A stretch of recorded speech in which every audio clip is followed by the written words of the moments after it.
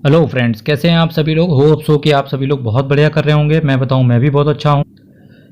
मेरे दोस्त, इसी सीरीज़ में जो मैं आपके सामने आज कंपनी लेकर के आया हूं, इसका एनएवी 85 रुपये का है। मैक्सिमम रिटर्न की बात करेंगे तो 18.93% यानी कि ऑलमोस्ट 19% के आसपास का सीएजीआर के हिसाब से मैक्सिमम रिटर्न इस म्यूचुअल फंड ने दिया है आपको। 5 साल में बात करेंगे तो 18% का सीएजीआर है। 3 साल में बात करेंगे 26% का सीएजीआर है। 1 साल में बात करेंगे तो 21% का सीएजीआर है। अब एक इन्वेस्टर्स के अंदर एक डाउट निकल के आ रहा होगा कि भाई साहब सिक्योरिटी जी, ये बताओ आप कि 1 साल और 3 साल के अंदर रिटर्न फ्लक्चुएट क्यों हो रहा है। तो मेरे दोस्त, आपको ये पता होना चाहिए कि अगर मैं म्यूचुअल फंड की बात करूंगा तो क्या होता है, यहाँ पर रिटर्न हो सकता है आज आपको 20% मिल जाए, हो सकता है कल आपको कुछ भी ना मिले, क्योंकि स्टॉक मार्केट कहीं ना कहीं डायरेक्टली नहीं, इनडायरेक्ट तरीके से कोरिलेट करता है इस म्यूचुअल फंड से। क्योंकि आज जो स्टॉक मार्केट के अंदर हुआ उसका इम्पैक्ट कहीं ना कहीं एक दिन बाद आपके म्यूचुअल फंड के अंदर देखने को मिलता है। इसी की वजह से जिस तरीके से स्टॉक मार्केट मूव करता है उसी तरीके से आपका म्यूचुअल फंड भी मूव करता है। डिपेंड करता है कि म्यूचुअल फंड आपका किस कैटेगरी से बिलोंग कर रहा है। जबकि मैं मैक्सिमम बात कर रहा हूँ 19% के आसपास का सीएजीआर, तो पिछले 10 साल ये अपने इन्वेस्टर्स को दे चुका है। वैल्यू रिसर्च ने इसको 5/5 रेट किया हुआ है। श्रेयस दिवालकर साहब आपके पैसे को मैनेज करके चल रहे हैं, यानी कि ये फंड मैनेजर हैं, तो एक बढ़िया फंड मैनेजर हैं जिन्होंने अच्छा रिटर्न दिया है। और जब मार्केट ऑलमोस्ट अपने डाउन फेज में था तब भी इन्होंने इन्वेस्टर्स के रिटर्न को ध्यान रखा है। पिछले 10 साल में बात करेंगे तो 597% यानी कि 5.97 टाइम्स, यानी कि ऑलमोस्ट 6 गुने आपका पैसे को कर दिया है। म्यूचुअल फंड हो, आपको पता होना चाहिए क्योंकि यहाँ रिस्क रहता है, ठीक है। और axis mid cap direct plan growth की मैं आपके सामने चर्चा करके चल रहा हूँ। अगर मैं इसके असेट साइज की बात करूंगा तो 21,779 करोड़ का इसका असेट साइज है। 0.55% का इसका एक्सपेंस रेशियो है। 0.02% का कैश होल्ड करके चल रहे हैं। S&P BSE 150 mid cap total return index को इन्होंने बेंचमार्क के तौर पर लिया है। अगर वहीं में इसके एग्जिट लोड से रिलेटेड एक कहानी है कि अगर आप 12 महीने के अंदर निकलने की चेष्टा करोगे तो आपसे 1% का एग्जिट लोड ले लिया जाएगा। कंडीशन ये है कि for units in excess of 10%, 10% से ज़्यादा अगर यूनिट होती हैं। अब कई बार इन्वेस्टर्स का एक डाउट आता है कि यार ये बताओ सीकेडी जी कि एग्जिट लोड कभी तो आप 1 महीना बताते हो, कभी आप 10 दिन बताते हो, कभी आप 12 महीने बताते हो।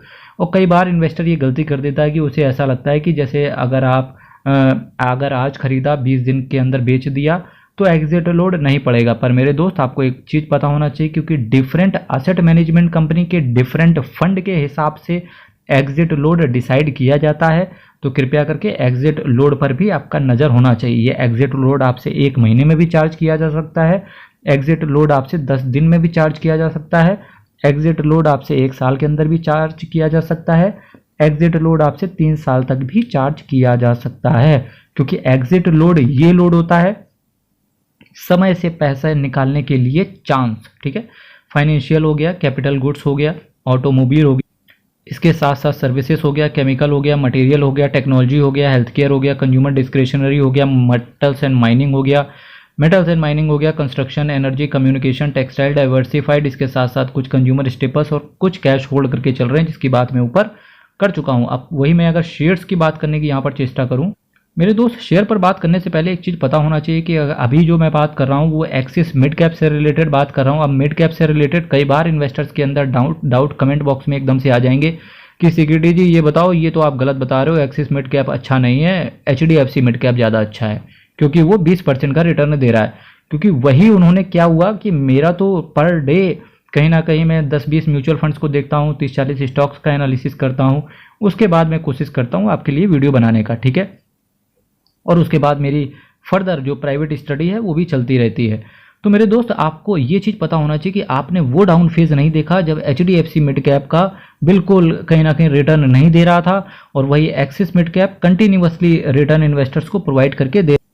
तो मेरे दोस्त, मैंने क्या कहा आपसे कि जहां HDFC mid cap mutual fund आपसे 0.91% का एक्सपेंस रेशियो चार्ज करता है, वहीं आपसे एक्सिस मिड कैप बहुत कम expense ratio charge.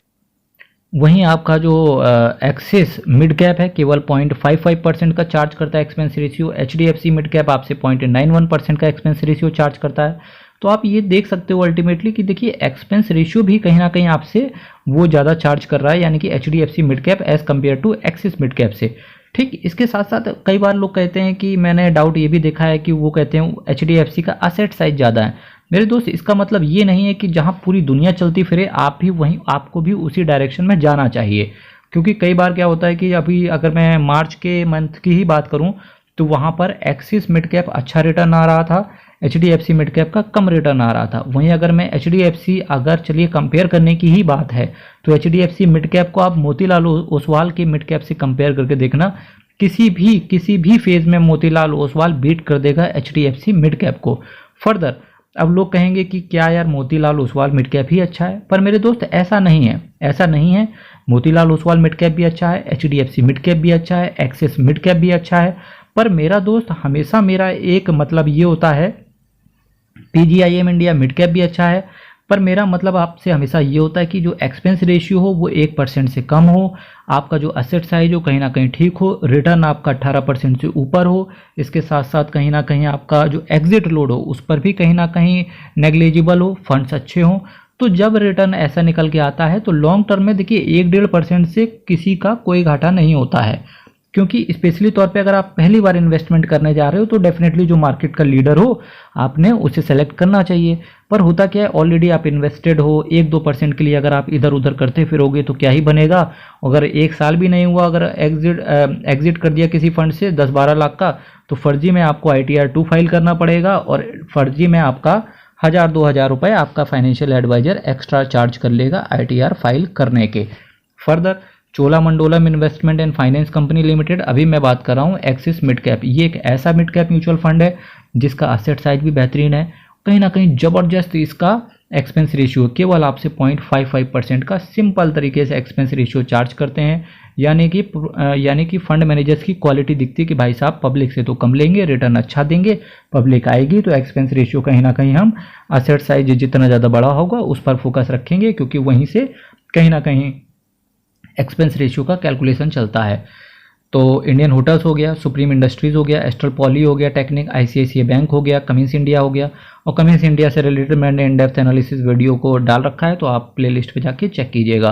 Trend limited हो गया, persistent systems, PI industries, Bajaj finance, TVS motor, Schaeffler India, UNO Minda, Mahindra and Mahindra, Sona BLW precision, ABB India, Coromandel international, CG power, avenue supermart, NIIT technology, HDFC bank, Abbott India, JK cement, Fortis health care, Grindwell Norton, Bata system तो कब का खत्म हो गया, Phoenix mills, Sundaram finance, Gujarat gas, Tata communication, Balkrishna industries, federal bank, Alkem laboratories, Mphasis, endurance tech, SKF India, मदरसम Sumi wiring. मदरसम Sumi international से wiring अलग हो गया, इंटरनेशनल अलग हो गया, अभी भी कंपनी फंडामेंटली बहुत ज़्यादा स्ट्रॉन्ग है।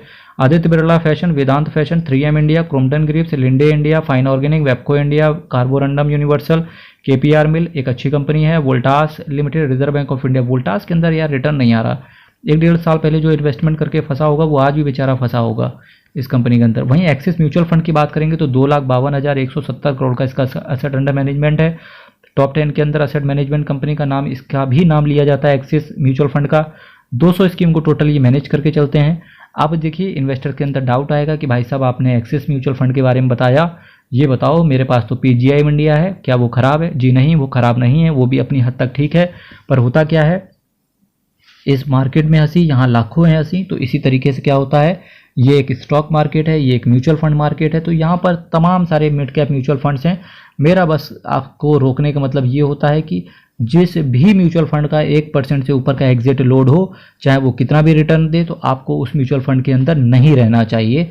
तो आप एक मैं शॉर्ट टर्म फॉर्मूला ये आपको दे करके जा रहा हूँ।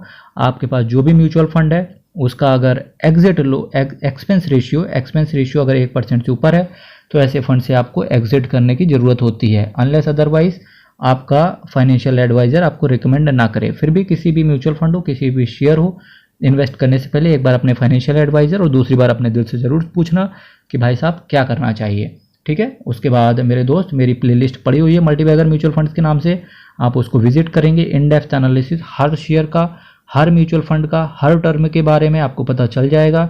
मेरे दोस्त वीडियो लाइक कर दीजिएगा, चैनल सब्सक्राइब कर दीजिएगा, क्योंकि बहुत बड़ा मोटिवेशन होता है। 5000 सब्सक्राइबर का एक मिशन भी चल रहा है, जो कि मेरे दोस्त केवल आपके एक सब्सक्राइबर यानी कि बूंद बूंद से जो घड़ा भर रहा है, हेल्प कीजिए। बहुत बहुत धन्यवाद।